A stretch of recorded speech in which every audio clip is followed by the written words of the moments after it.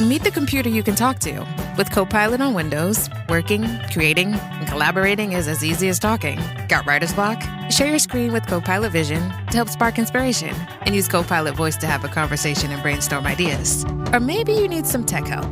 With Copilot Vision, Copilot sees what you see. Let Copilot talk you through step-by-step guidance so you can master new apps, games, and skills faster. Try now at windows.com/Copilot. Hello, friends. Guess who?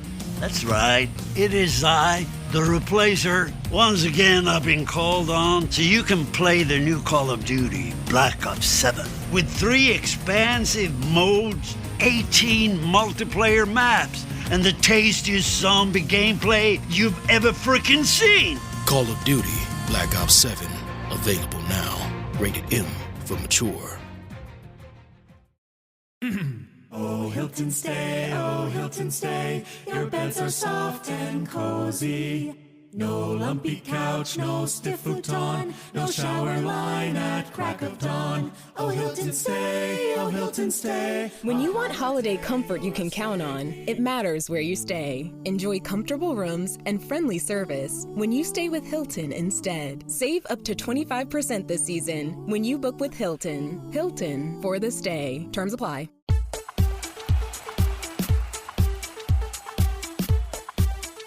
You're listening to 1865, the Nottingham Forest Podcast with Steven Toplis.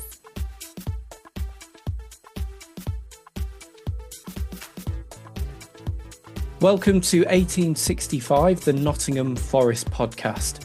Joining us for this episode is a Forest legend who played over 500 games for the club during a 13-year career at the City Ground. He's also the second Forest player to score at that end of Munich's Olympiastadion. It's Steve Chettle. Welcome to the podcast, Steve. Thanks, Steve. Thanks, Tom. Pleasure to be here. It took a while to get here, but I'm here in the end. Great to have you with us. Never late, then never, as they say.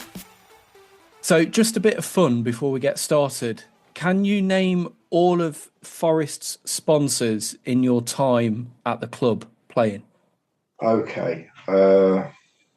85, I think we were Skoll. After that, Shipstons, Labatt's, Pinnacle. Yep. I'm trying to think when I left, 99. So was that still Pinnacle, or have you advanced after that one? Have I missed any out, Steve? I think Pinnacle was 99 when you left. There was one more though between Skoll and Shipstons. Oh, okay. Panasonic, was it? No. Before. Was Panasonic before that, was it? Panasonic was before that. Another alcohol-related sponsor, to give you a clue.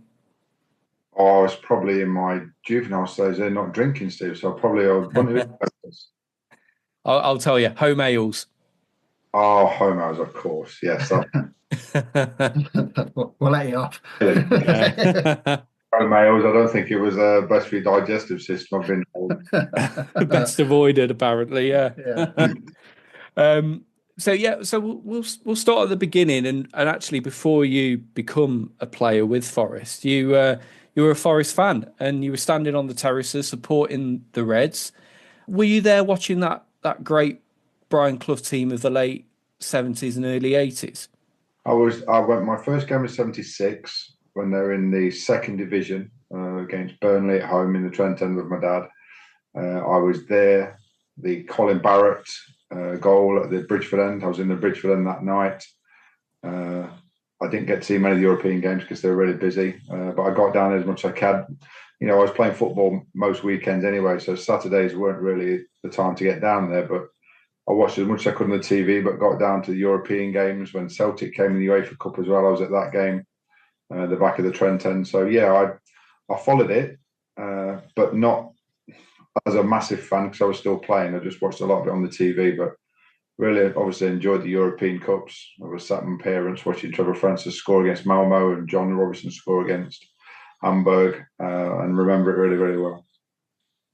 And how did you end up signing for Forest? Was it just like in the Nottingham schoolboy system? And then I played City Boys. Played for a club called Parkhead and Padstow, which were a really successful local grassroots team on a Saturday. But at 9 to 12, I was at Notts County with Mick Walker and John Ramsdale. But Alan Hill, who was the chief recruitment officer at Notts County, came across to Forest when I was 12. So I left Notts County, went to Forest at 12, signed what was called an associate schoolboy form at 14, which kind of linked you to the club between 14 and 16. But there wasn't an academy process like there is now, which I'm used to. It was kind of, you train twice a week at Padstow School at Southglade and played on a Sunday for the Forest representative team, which you weren't officially allowed to have a representative team. They were called JCS Carriages. So I played for those from 14 to 16, and then went straight from school, from Alderman Derbyshire Comprehensive in Bulwell, to be a scholar in 1985. And Brian Clough was still manager, obviously, at that time when you signed for Forest. What was it like meeting him for the first time? Do you remember that? Yeah, it was kind of scary. All the people who were signing that year in 85, we all met together in the trophy room. That's the first time being in the trophy room, obviously. And Mr. Clough just strolled in his normal demeanour, shall we say, dressed in his tracksuit as normal, and just made everybody feel really comfortable. Obviously, my parents are huge Forest fans as well, and just to be in the same room as this manager who's going to be my boss for the next 2 years, which it would have been at the time, so I've just signed up for 2 years in a YTS scheme, was kind of daunting, but he made everybody feel really, really comfy.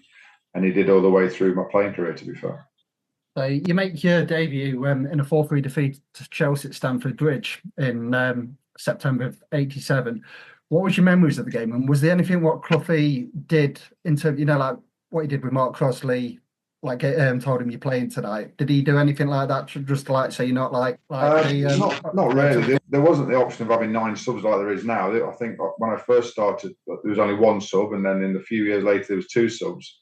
So if anybody got injured, you were going on. It didn't really matter where you were going on. If somebody was coming off, you were going on in that position. And the one bit of advice he gave me when I made my debut, I'm a left-footed centre-back. He told me to go on and play right wing like a centre-half. So, yeah, I don't know what that meant in the first place, but he told me just to go out there and head it and kick it. Do you think that was a bit of a test, like see if you can deal with something what you're not comfortable with? Because obviously he had his ways, didn't he, of bringing youngsters like yourself into the side and seeing if they can cope. It's a bit like a sink or swim situation. Do you think he was like that with you? Yeah, potentially. That was the very first test. There was other tests as well where it came to contract negotiation as well, which was different, shall we say, is probably the best way of putting it. There was different contract negotiations of signing things that nobody would even dream of signing now. But yeah, I think you're right. I think he was one of those. He did test you. And I think he was testing people's characters more than anything else. I think he's always said that, if you weren't good enough, you would never be around the squad anyway. So just testing people's characters, see if you can cope with the rigmarole of football and the way that he did things is probably the best way of doing it. And it just kept you on your toes all the time. It kind of leads into my next question, because you say you were a left-sided centre-back, but in that first season, you end up playing mainly at right back. Was that a position that you'd ever done before in youth football or growing up, or was that the first time that you played right back? No, I'd never played right back before. I'm very, very heavily left-footed, shall we say. And Gary Fleming got injured the first game when I played the first game at home when I made my full debut. And again, it was kind of an hour before kickoff when you find out that you're playing. I think I was playing alongside fantastic players like Des and Stewart, who helped you immensely. I came through the youth team with Terry Wilson, playing behind Franz Carr and these kind of people, and it was kind of easy to slot into. They got you through the games as well, but he was kind of trying to find a way of coping playing at right back, because we weren't heavily coached, shall we say. We were left to find out a lot of things ourselves through playing and training. The manager wasn't big on tactics. Like I said before, if you can play, you can play. So we were left out there to try and problem solve ourselves. But like I said before, it was character building, and you have to find a way of coping. Otherwise, you'd never get to stay in the team. So that first season, Forest finished, or your first season as a pro, Forest finished third in the first division and reached the semi-finals of the FA Cup. Not bad for a first campaign in senior football. No, but we said before, the biggest problem that we had in those years, from even up to the late 80s, there's no European football for any English club. So, however well we were doing, the only thing you could do was get domestic honours. And I know finishing third now, everybody snap your hand off finishing third in the top league, which is the equivalent of the Premier League, and get to a semi-final of the Cup, which again, that was disappointing for myself as well. My first FA Cup semi-final, partly due to me that we didn't win it because of the penalty incident. But, that was another one of those learning curves for myself. And dealing with the press was another learning curve for myself for that semi-final as well. So it was a good year, but it was all kind of a blur, Tom. It happened really quick. Yeah. And and I look back on it now and realise how lucky I was to be in that team and playing, in a team and a squad which getting to semi-finals and getting to finals in the space of about 6 years was just the norm for a Forest supporter. Yeah, because I don't think that side of the late 80s, early 90s gets the credit it deserves. I mean, it was like going to Wembley every single season near enough, and you had some like terrific players, and like obviously Nigel, yourself, and Des Walker, Stuart Pearson. It's a really good side of not only good players but good characters as well. Like you just said, you got characters in that side who like obviously brought you into the how can I put it? Have like taught you through the game, and obviously it's about learning your trade, isn't it? And it's probably like you felt comfortable with those players around you. Yeah, there was Steve Hodge in the team, then Neil Webb was in the team, and I was lucky enough later in a few years' time to get around the under-21s, and one of the first trips I went away was with Nigel to the Toulon tournament. Nigel was in the same squad. We were travelling away with the senior squad, which Stuart and Des and Harry were in. So there was that camaraderie with us, and we also, back in the day, you could socialise together and go out and not be off camera phones pushed in your face, and people left you alone to get on with your life. And it was a good time for me to start my career, but I had to learn to grow up very quickly because of the people who I was around. You're listening to 1865, the Nottingham Forest Podcast. Introducing Oakley Meta Vanguard, the new performance AI glasses designed for athletes. With hands-free capture on an action-ready ultra-wide camera, powerful open-ear speakers, and built-in Meta AI that syncs with your Garmin devices for real-time insights while you train. Take your performance to the next level with Oakley Meta Vanguard. Athletic intelligence is here. Learn more on meta.com. You're listening to 1865, the Nottingham Forest Podcast. In the summer of 1988, you go to the Toulon tournament, as you mentioned, and England get to the final of that competition. What was that experience like, and playing in that international tournament? Obviously, it was brand new for me. I'd never represented England at any age level. From under 15s, I went to trials. Under 16s, went to trials. Didn't get in any groups. And my first international experience was under 21s, playing in the same team as Paul Gascoigne. Oh my God, And I never classed Gazza as a friend, but as an individual, shall we say, he was a hell of a player, and he's had his demons. And the cup final was another downfall of Gazza. But just to have that experience of playing international football and getting to the final, and I think we lost to France in the final. It was great again. I was never lucky enough, and I was never good enough to get into the full England squad. But that Toulon tournament was a great starting point for myself to go on to get 12 with caps and 21s as well. Apart from you mentioned Gaza, who else was in that side? Because looking back in 88, was Paul Merson in it? Paul Merson, Julian Dix, I think David Rocastle was in that group. Good player. Michael Thomas, Nigel Martin, the boys from City, Dave Brightwell, Steve Redmond, Paul Lake, Dave White. It was, I think, even in that campaign, we had Steve Bull in the group. So, there were some really good players who went on to have fantastic careers. Was it around that time, wasn't Man City winning everything at youth level with obviously David White in that side and everything? I think they were... Man City were kind of the golden generation of the White, the youth squads. And I think there was 5 of that group in there as well. They were really close-knit. I got on really well with Steve Redmond, played most of my games alongside Steve Redmond. Yeah. But Bob Brightwell, great characters. Paul Layton, Dave White, like you say, fantastic players, but great lads. Yeah. Yeah. So, who was the manager? Dave Sexton. Dave Sexton was the manager. Oh, right. Yeah. Yeah, so Dave was another. He was another throwback. Dave. Looked at football, kept things very simple. I still remember a session we did while we were training before we played at Ipswich. In one game, we were practicing slide tackles on the Bonard ground. So, yeah, it's not so much nowadays. Yeah.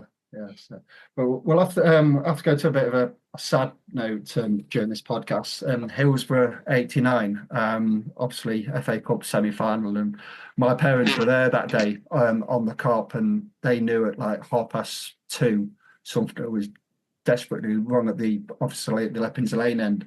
As you come out for the warm-up, did you have any like indication that something was, or it might have been in the zone and get obviously preparing for like an FA Cup semi-final? No, we didn't have the foggiest. I was sub on that day, so we came out and did the warm-up as normal. We were concentrating on the game. We went back in, and then after about 5 minutes, I saw in front of the Leppings Lane that somebody was stood near Sutty, and I thought it was just bizarre. So we got taken inside, and we were told by one of the FA representatives that we were going to have to delay the game when we went back inside. I didn't know anything about it. My girlfriend at the time, my parents, who's now my wife now, she was obviously in the main stand, and they could see everything that was going on. And she still speaks about it now, and it gets mentioned now. It was one of the most horrific things she's ever seen. Yeah. But we didn't know anything. We were kept inside, and I think at one point they said that there's been some injuries, so we're probably going to have to suspend the game. But we didn't know anything of the sort at the time at all. No. Yeah, because like Mum and Dad were saying that nothing was being said in the stand. Then former chairman Maurice Ruth says there's people dying at that end. And that was probably about after 4 o'clock kind of thing. And then obviously everybody was like, "Well, what do we do?" And it's like, "Well, you can't go anywhere." So Forest fans probably get a bit forgotten on that day, because obviously they have to like the instance, but it was just a horrible day all around. And obviously the replay at Old Trafford, you might agree, you might not agree, but it probably wouldn't have been right for Forest to win that day. I think whichever way you looked at it, Forest were going to be the losers in that. Whichever way you looked at it, I was sat in the stand for the replay, and again it was a very somber day anyway because of the circumstances previous. But like I say, I don't think Forest were ever going to win any scenario when it came to that semi-final. Yeah. Let's move on to a more positive story from that season, the League Cup final. Forest get there and they're playing Luton at Wembley. You're a sub for this game, but Forest go on and win the game. What was it like being part of the squad on that day and being part of a team that won Forest's first major trophy for the best part of a decade?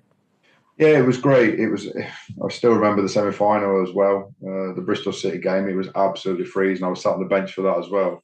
Oh my God, it's probably one of the coldest days I've ever seen. And I still remember watching Park score, and you see the rain blasting off the goal and the fans, the limbs are everywhere.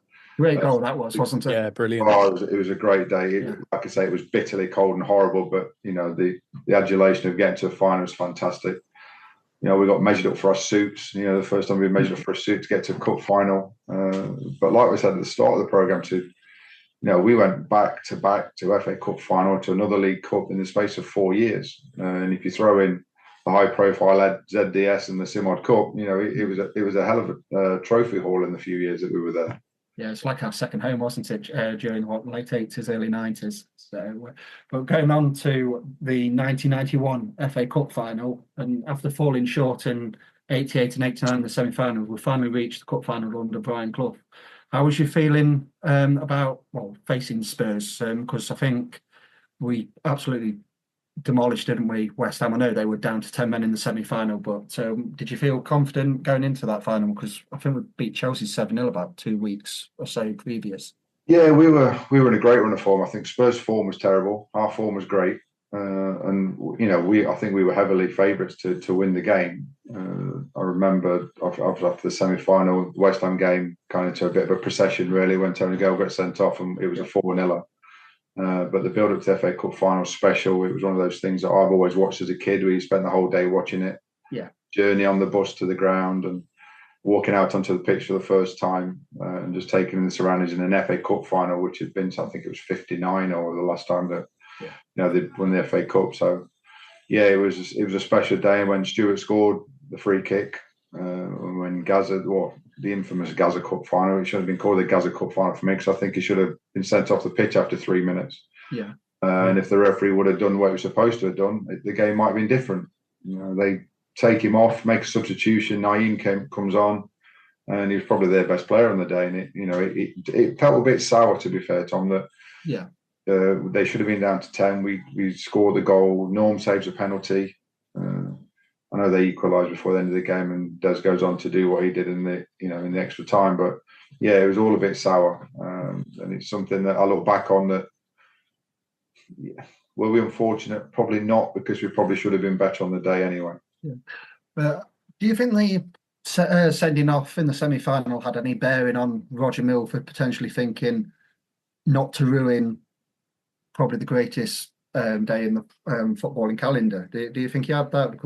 Or do you think the occasion got a bit too much for him? I don't know. I wouldn't like to speak on behalf of referees. I don't know what they're doing half the time anyway, Tom, to be fair. And I'm not the biggest fan of referees, and I think what Roger Milford did do, or what he didn't do, probably cost the cup final. It might sound a bit like sour grapes, but if he'd done his job properly, we'd have been playing against 10 men for 80 minutes. I'd like to think we'd have gone on to win the game. But I'm probably like going off track here. Do you think that was a massive sliding doors moment? Because we're going to sadly talk about it in a bit regarding the 92-93 season. If Brian Clough would have won that FA Cup, which was the only trophy missing from his career, and he would have retired, and then if Roger Milford would have done his job, I know it's all hindsight, but he could have saved Gazza's career, and Gazza would have had probably a better career, if you know what I mean. He had a decent career, but he could have been one of the world's great. Do you think that was a bit of a sliding doors moment in 91? The answer to the first one, if the Gaff would have won the FA Cup, would have retired, I'd have said yes. And I think it would have been the perfect send-off. And like you say, the year after wasn't great. Gaza did have a hell of a career and still went on to achieve really, really good things. But he was right at the top of his game when that 91 Cup final happened. I'd still, that summer, funnily enough, myself and my girlfriend, who's now my wife, I spoke about before, we went away on holiday to the Algarve, and Gaz was there doing his rehab. So we were staying in the same hotel as him. So it was a kind of a full 360 moment. But yeah, probably yes to both. It would have been a better job if we'd have won that and the Gaff would have retired. And yes, Gaz would have probably been better if we'd have stayed injury free. I appreciate that. I know it's a loaded question, but it's always, when you just look at it and you think, if those two things obviously went in our favour, if you know what I mean, then I know it's all ifs, buts and maybes, but it's just one of those. It's when you look back on it, that's what I look at and thinking, if things would have gone differently, it may have been better for both, kind of thing. You're listening to 1865, the Nottingham Forest Podcast. With Venmo Stash, a toggle on one hand and ordering a ride in the other means you're stacking cash back. With Venmo Stash, get up to 5% cash back when you pick a bundle of your favorite brands. Earn more cash when you do more with Stash. Venmo Stash terms and exclusions apply. Max $100 cash back per month. See terms at venmo.me/stash terms. You're listening to 1865, the Nottingham Forest Podcast. So let's go on to the 92-93 season and the first year of the Premier League. So Forest start well. We beat Liverpool on the opening day, and then the season just goes downhill from there, and Teddy Sheringham leaves. He's not really replaced, and the team struggles in the Premier League. What happened for the team to go from finishing 8th the season before to then finishing bottom the following year? Was there one thing that contributed, or was it a number of factors? Probably a lot of factors. The hangover from the cup final, potentially won, even though we won the first game of the season. Mark Crossley saying after the first game beating Liverpool, lads were going to go and win the league, probably didn't help us either. He said that twice in 2 years. We've been relegated the first time he said it. Also, the game changed. International influx of players and managers. People having more understanding of what's needed to be at the top of their game all the time. We were very reliant on our old kind of values and training regimes that we stuck to before when I first came into this in the mid-80s and the early 90s. The game kind of changed. We didn't kind of adapt quick enough was probably the reason why I think that we didn't do so well in that year. And missing a goal scorer was obviously a huge thing as well. So at the end of 93, how did the players find out that Brian was retiring that season? Was it like, did you hear it in the media, or was it like a private meeting with the obviously Fred Reacher at the time and the board? Honestly, Tom, I can't remember. We knew that the gaffer wasn't in great health. You could see it from day to day, and obviously TV's heightened the closeness of when people do interviews on how people look. He wasn't in great health. I just remember it when it did happen that, crikey, where does the football club go from here? I was still under contract there. I knew I was going to be there. And we thought, right, what's the next step for Nottingham Forest? Because how do you replace this man? And I think what they did was, intentional or not, was a masterstroke where you had somebody who knew the values that Brian Clough had, but had to do it his way, and it had to be different, because you could never try and replicate what the boss did. And I've said this on many occasions that I think what happened when they brought Frank in is completely, again, not written about enough, and it's not sang from the hilltops enough on what a job Frank did from getting the club from where it was to where he did in the space of a season and 2 seasons. Yeah, because we've seen that at Man United, do Ferguson leaving, and it's like they've been awful for what gradually got declining for 10 years. But for Brian to leave and Frank Clark to come in and, like you say, get promoted first time of asking, which is a task in itself. How different was Frank to Brian? Was it just like different methods, or did he have more coaching, more tactical side of things? Yeah, all of those. Frank was obviously been a student of the game for quite a while. Did his trade at Newcastle and played under the boss as well, and been coaching as well. So he brought a backroom staff in that was still the majority of people that were here before with the boss. But he brought a fitness coach in, and we'd never seen a fitness coach before. Pete Edwards came in and he was astounded on how unfit we were. So we had to taper down the pre-season. We hated Pete, in all honesty, but we grew to love him because we realised what he could do for us. And the start of the season still wasn't great that year, but we grew together as a club, as a new team, and as a club we grew again. And the transformation from being beat most weeks to going on to win games most weeks gains momentum and gains confidence. And it was a lot of fun that year, in all honesty, being around good people, new signings, and it was a lot of fun. One of those new signings was Colin Cooper. He comes in and he becomes your new central defensive partner, and the two of you quickly establish a great relationship. What was he like to play alongside? I already knew Colin from the 21s previous, so I got on with Colin really well. Similar age. The girlfriends both knew each other this time now, their wives. He lived the other side of town to me. He was living in Bleasby, but we got on really well, and it was like playing with a mate, in all honesty. Still speak to Colin regularly. Yeah, so we had a very, very close connection through the kids as well. So we were all getting a little bit older, got kids. We've got connections now with the kids and spent a lot of time together. We went away on holiday together. And it was just, we kind of helped each other. Colin was different to me. Colin, I was kind of a battering ram. Colin was a silky one. But I think everybody needs a foil. And I think we worked really well together. And the performances got better as they did. And Colin was well rewarded with his England call-up as well in a couple of years. In 93-94, with obviously Colin Cooper coming in, Lars Bohinen and Stan Collymore, you go to basically get promoted first time of asking after a slow start. Then you go to finish third in the first season back in the Premier League. Just how good was that team? Because I think you mentioned it a couple of minutes ago. I don't think it gets the credit it deserves. I know when everybody says, oh, Newcastle were good in like 93, 94, but I think this Forest side of like the 94, 95 season was something else with Collymore and Roy up front. Yeah, it was kind of mad, to be fair, Tom. We just enjoyed it. We enjoyed the ride. And it does help when you've got, in my opinion, the best Forest striker that they've ever had. When you've got Stan, you just get to stand the ball. You stood on the halfway line. wait for him to score and just wait for the other team to kick off. It was at times it was like that. The goal against Manchester United at home when we started, beating Manchester United twice later on at Old Trafford. I remember going there and beating them 2-1. Sheffield Wednesday away from home, going to Spurs and battering those when Brian comes in as well. We had some really good players. But that year when we did finish third, I think we finished off down at Crystal Palace playing against Wimbledon in the last game of the season, when they brought an elephant out onto the pitch for some no reason.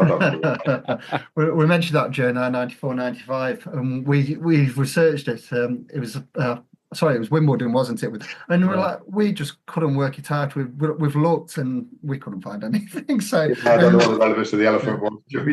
Have you seen the picture of like you all looking coming out the tunnel, which is obviously still in the corner at Selhurst Park? You're like looking at him, thinking, "What the bloody hell are we?" It's amazing. You're all coming out the tunnel, and there's just this elephant stood next to you all. Just only at Wimbledon.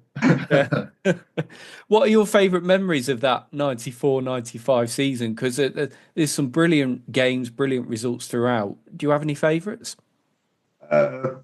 Was that the year that's where we beat Sheffield Wednesday 7? Was that the same year? Yeah. I think going to Sheffield Wednesday and watching the opposition fans stand up and applaud you when you put in 5, 6, and 7 was probably one of the weirdest things that I've seen.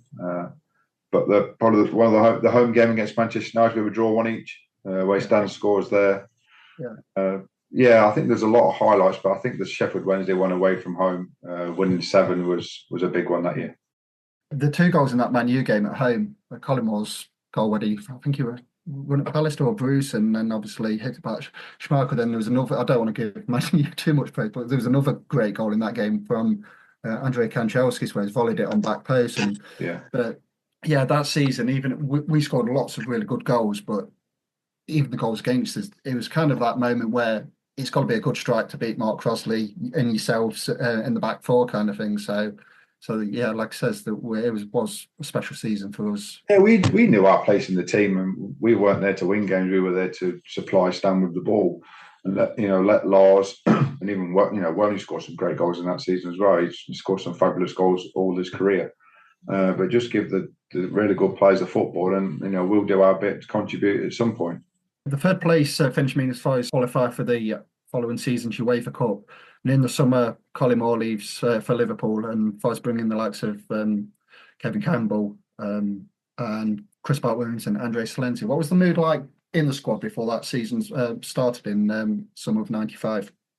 We're obviously gutted that Stan went to Liverpool in the first place. Stan was our best player, but we realised that Stan had ambitions to go and play for one of the biggest clubs in the country.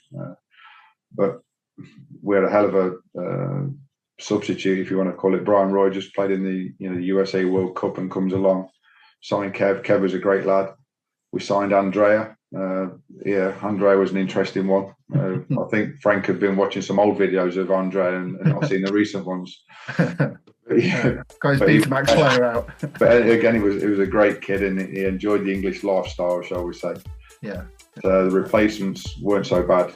Brian was an unbelievable footballer. From the first game of the season, I think he scored at Ipswich, scored the winner when we won 1-0, and went on to great things as well.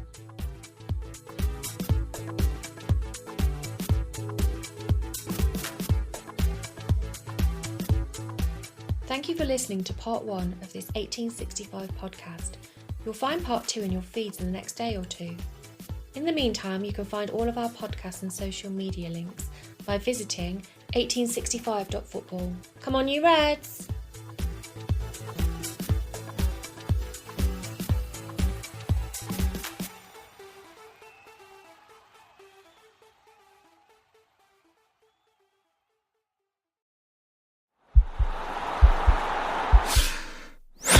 This podcast is part of the Sports Social Podcast Network.